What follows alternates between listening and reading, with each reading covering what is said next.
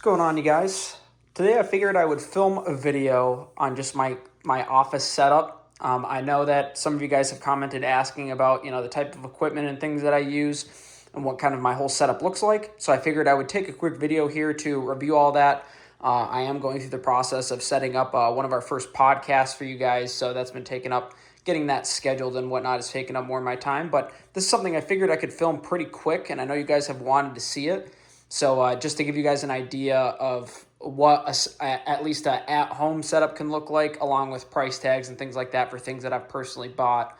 But I do apologize for the echo. I got to find some better way to get echo out of this room because this is where, I film my commentaries and whatnot. And this room is very echoey. So I don't know if I need to buy some extra stuff to hang on the walls or what.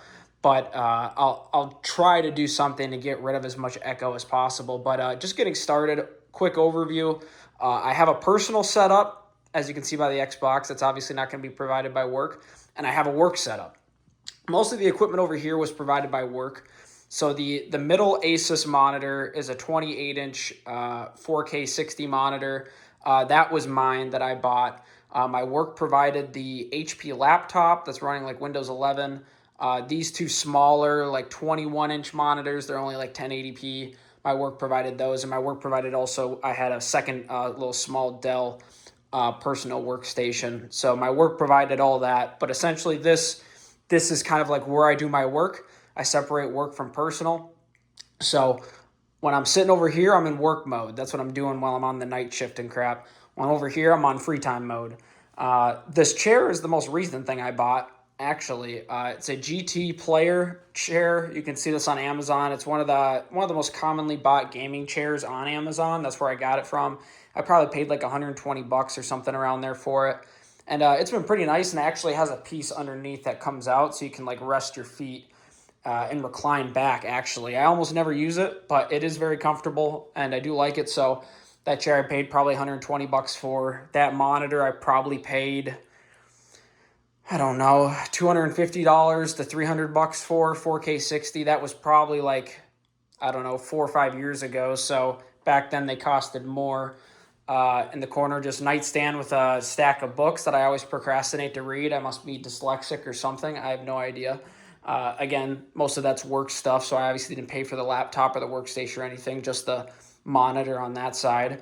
I have Astro A60 gaming headsets. These are A40s, my mistake. A40s, Astro A40 gaming headset, just the wired version. I didn't pay for the wireless. You pay significantly more for the wireless. That was probably $160 for that headset or something like that. The other one is, this is just a cheap, actually Bluetooth headset, Sony Bluetooth headset that was provided by my old employer that I never wanted back. That's like cheap. It's probably like $30. PC, most expensive thing in this room. I probably 5 years ago, around 2020, 2021, I put in a total of $3,500 into that. That's a RTX 3080 in there with a Ryzen 9 5950X CPU.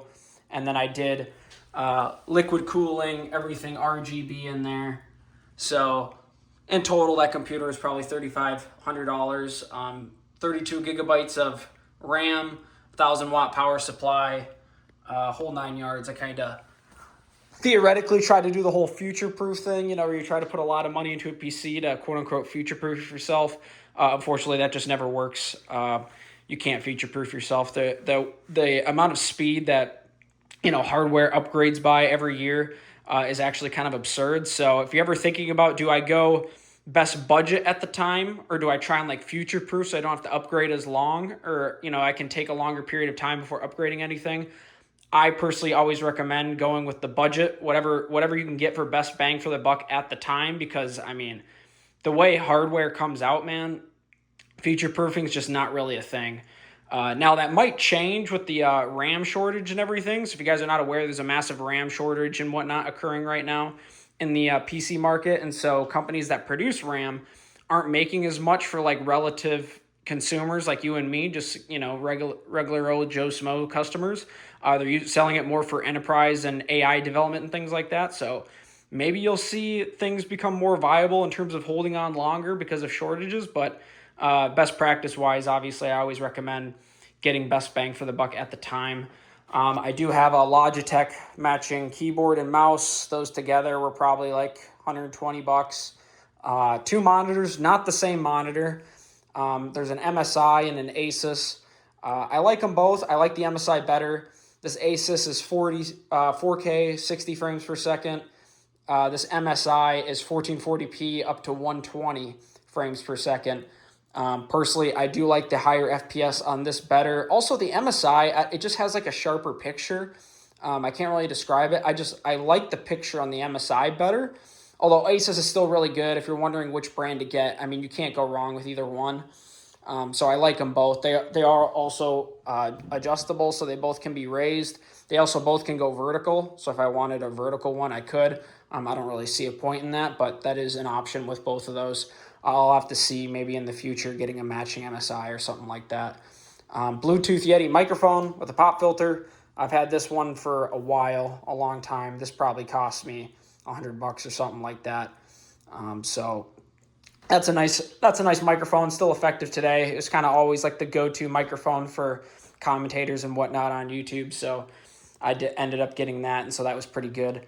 And the last thing I have is the the Xbox Series X. We go Xbox, and that today is probably still around $500 to $600 for one of those. I bought that back in 2020, and it's probably actually gone up in price because with all like the computer parts and RAM shortages and everything, even those are harder to get your hands on. A couple other things I forgot to mention. One, the size of these monitors. So the MSI is like 27.5 inches, and this one's a 28-inch monitor for the Asus.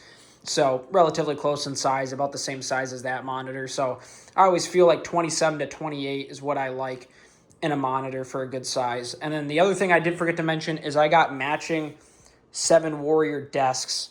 I forgot the specific name for this actual desk. It's not a standing one, so it's only for sitting. I probably paid $160 for each of them. I was thinking about getting standing desks, but then I figured I probably wouldn't actually use it that much. I'd rather just get up like I am now and just stand up and walk around the room because I have plenty of room, plenty of space. As you can see, I just have the printer over here. So I've got plenty of room in here. So I figured I would just, stand up and walk around if I wanted to. So I didn't bother spending that extra, maybe $150 to get one that could elevate higher and lower. So although it is a good thing to stand, don't be sitting for too long. But again, those are 7 Warrior desks. They probably were $160 each, and I got them matching, and I didn't bother to get anything standing or anything like that. So yeah.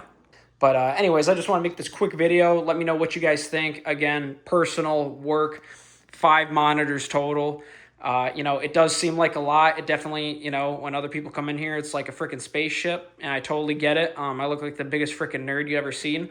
But I mean, technology's awesome, and I'm never going to regret, obviously, falling in love with it. So hopefully this whole, cyber career dream keeps on going, and I'm not making a video in like 6 months talking about how I'm unemployed or laid off or something like that. But thank you guys for watching. Leave comments down below of what you guys think, or if you want to know anything other specific about maybe what I paid or what specs I have on my computer or whatever, anything like that, or what you think I'd recommend. I'm definitely open to, talking about those sort of things. Definitely love those things. But anyways, again, leave comments down below. Tell me what your guys' setups are like and everything like that. And that's all for now. Have a good one.